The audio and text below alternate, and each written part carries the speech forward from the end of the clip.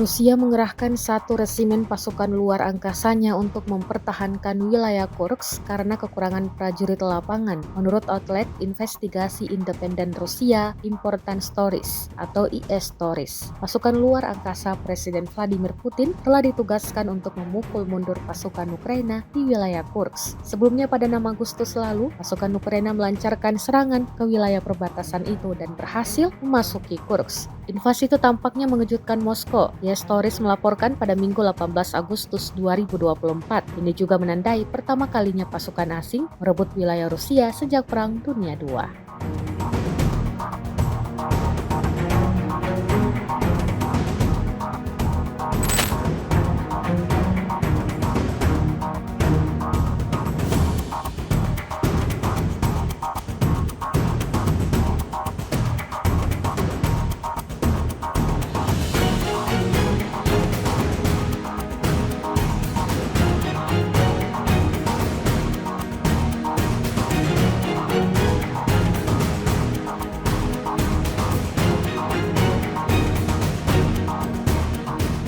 Download Tribun X sekarang, menghadirkan lokal menjadi Indonesia.